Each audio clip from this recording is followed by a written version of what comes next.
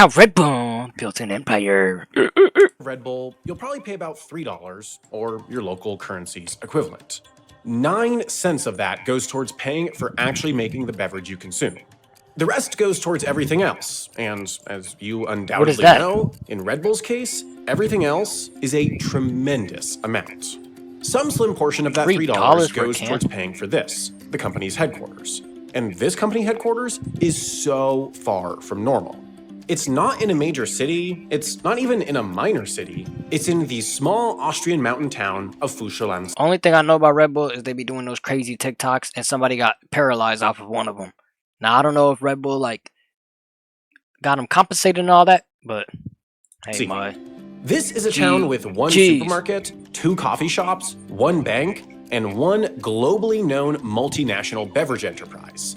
For one of the world's most recognizable brands, it's a remarkably tiny global HQ. It'd take no longer than 3 minutes to walk from one side of the property to the other, and it's bounded by an insurance We good off broker on bull one piss. side, Y'all respect them, bro? They got money, bro.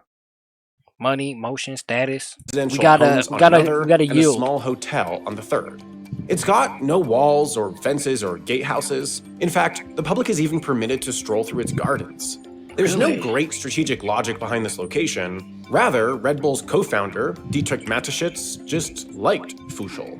He liked the privacy it afforded and the outdoors it gave access to, and he wanted to live there. The headquarters is small scale, maybe surprising compared to the global stature of the company, but less so when considering its actual operating structure. After all, at its core, Red Bull is a pretty simple company.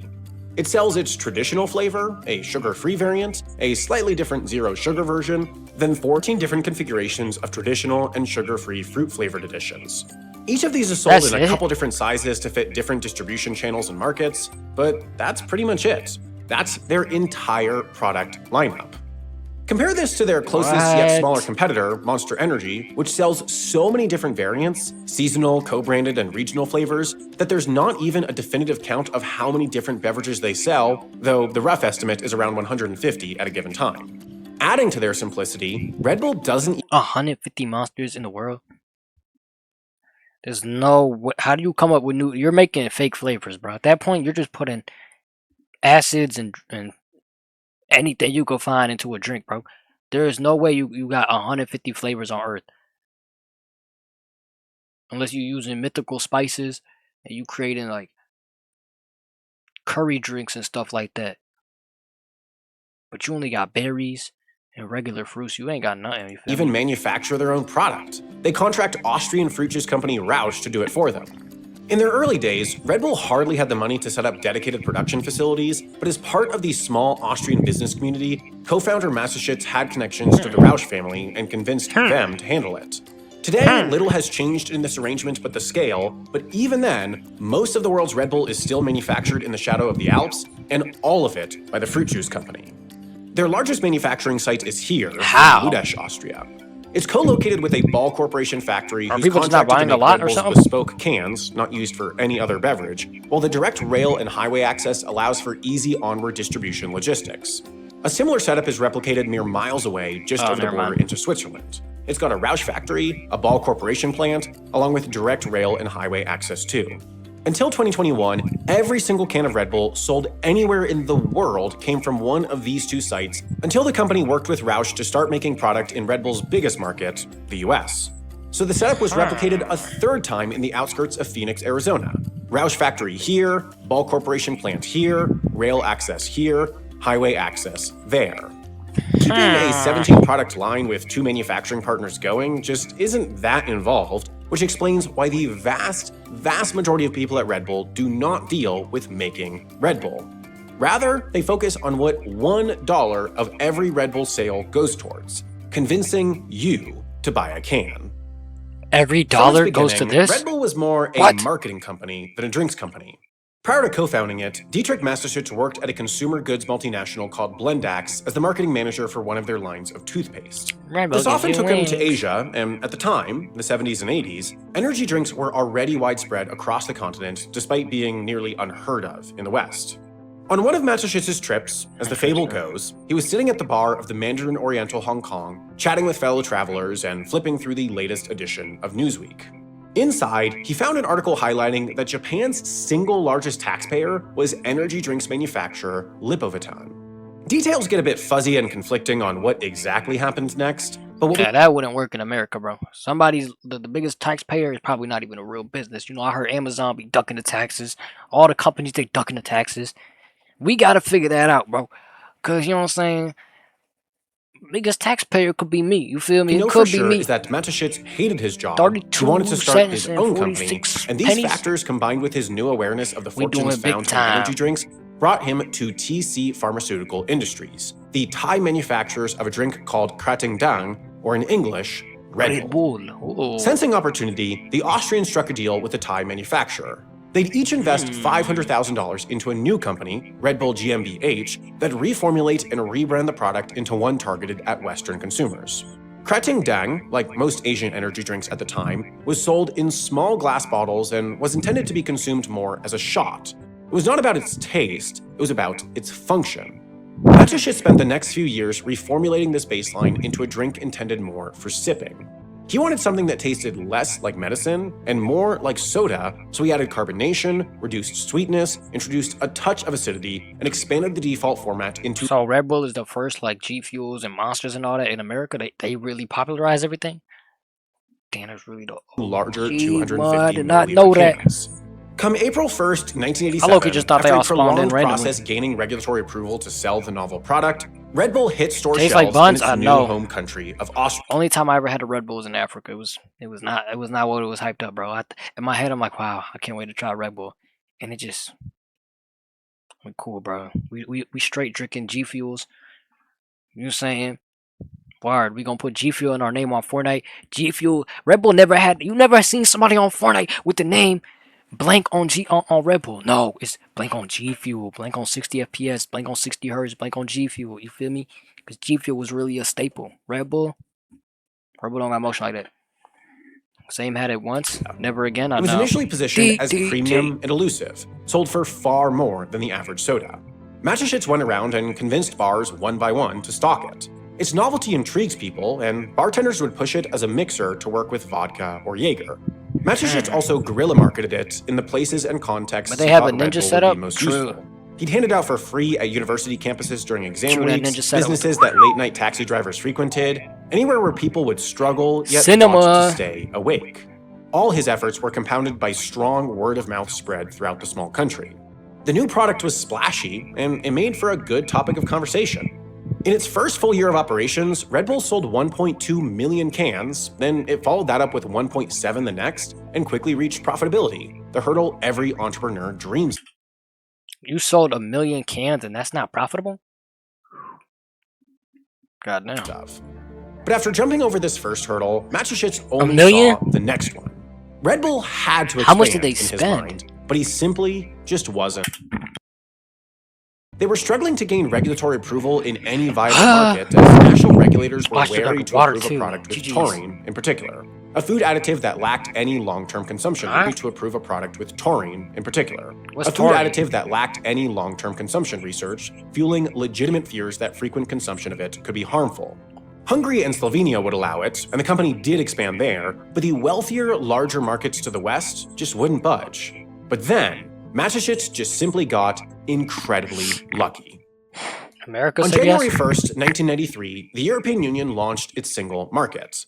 Now, all member states would remove almost all trade barriers, meaning their economies would effectively morph into one. As part of this, every product approved for sale in one EU country was usually, with some caveats, approved for sale in all EU member countries. The caveats did slow launch in many of these markets, Can you get a but as jackpot they were like progressively that? sorted out, France was the last EU country to allow the company in 2008. But all in all, Red Bull's prevalence expanded massively in a short period of time following the 1993 liberalization. Now, they just needed to convince people to buy it. Going bar to bar wouldn't work anymore. He don't Matuschitz even had look to find good. a way to get a lot of people Yo. to hear about Red Bull, but he had already actually come up with the answer. It was late summer 1985. The Austrian Grand Prix was on at the Österreichring, Why are we now watching known docs? as the Red Bull. Because they're interesting? Austrian driver Gerhard Berger was in the midst of his second season, picking up decent points in the midfield, when a random guy, Dietrich Matuschitz, walked up to him and pitched his novel business idea to sell caffeinated soda to the masses. Mateschitz offered $10,000 to Berger in exchange for carrying his drink around in the paddock, using a branded water bottle, and some other small obligations. Is this the guy, the first guy to be able to make, what's it called? Is Red Bull the pioneers of marketing? I don't know what the word is when you just put all the stickers and all that, but they might have been OGs. And even though this was a borderline offensively small sum for a Formula One sponsorship deal, Berger genuinely needed the money, so he agreed. With this, he became the first of thousands upon thousands of storied Red Bull athletes. This deal produced images like this.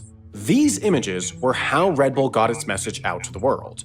It was that this is a high-performance athlete, their job is to be the best at whatever they do, and they drink this beverage that helps them perform at that level.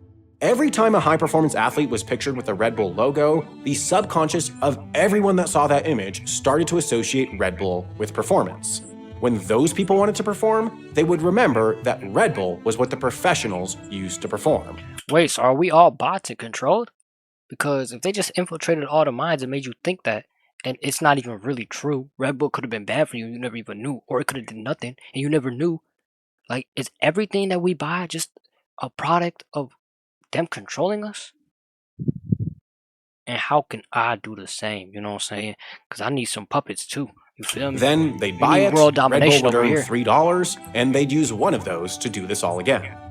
Still at a $1? somewhat moderate scale, Red Bull couldn't afford to sponsor the best of the best in the very biggest sports, so they started small, into the sports that Mateschitz himself was fixated with, and focused on having the biggest impact in niche and underdeveloped sports, particularly those involving adrenaline, risk-taking, and highly visual moments. Importantly, Red Bull almost always sponsored individual athletes rather than teams, events, or leagues. They focused on finding the best of the best in whatever they do. Athletes like Jessica Fox. She's the world's definitive preeminent canoe slalomist. You be drinking Dr. Pepper? Mid. Having earned 3 Olympic... Just a regular juice. We cool. Little fruit punch. Oh, yes. That's all you need in the world. And 4 world championship titles. Or freestyle motocross rider Robbie Madison, who broke the motorcycle jump world record in 2007, surpassing a distance even Evel Knievel himself said was impossible. Evel and landing at Knievel? 322 feet. What type of name is that? Meters. And even in bigger sports, the company developed strategies to compound their dollars' effects by finding less than preeminent athletes who attracted disproportionate attention. Tom Pidcock, for example, is a cyclist who is not at the top of the top in any one discipline, but earns high name recognition based on the fact that he's near the top in both road cycling and mountain biking, an almost unheard of combination. He's still crossed Tour de France finish lines in first and won an Olympic gold medal, and whenever he's contractually allowed to, he's wearing pieces of gear adorned with the Red Bull logo. In order to attract top-tier talent, Red Bull not only offered a top-tier package of living stipends, travel budgets, and entry fee reimbursement, but they also built a network of top-tier coaches, sports scientists, nutritionists, and rehab trainers housed in top-notch training centers in Austria and LA, or at well-funded training camps in whatever locations are relevant for a given sport. The degree of support their athletes get is often far, far above what is typical in the niche sports they touch. But as marketing spend grew through time, Red Bull had the ability to compound its awareness through compounding its influence in the chosen extreme, splashy juice. What am I thinking that? Who said that? Ariana Grande. Small sports.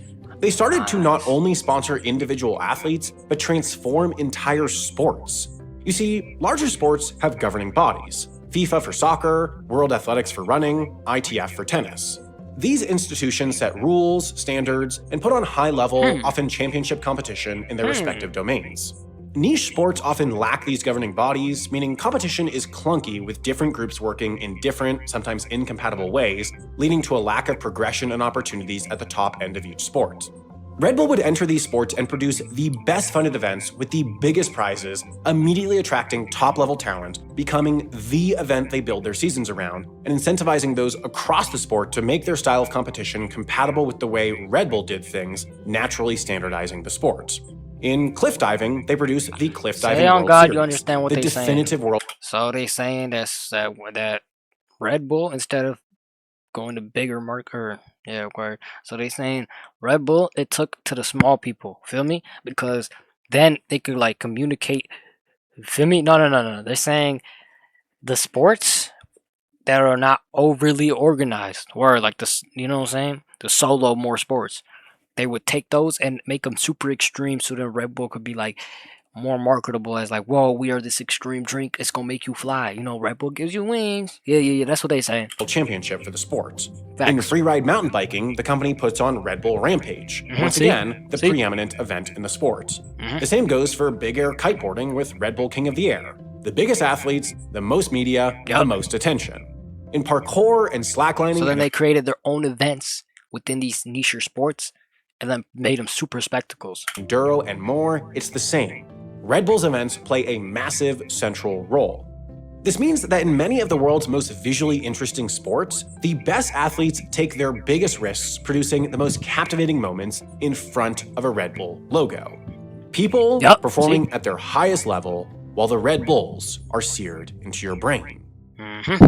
Eventually, the energy drink company had accumulated enough money to have a big impact in a big sport, and the place to start was obvious.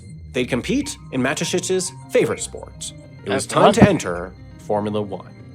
Conveniently, Ford was exiting it.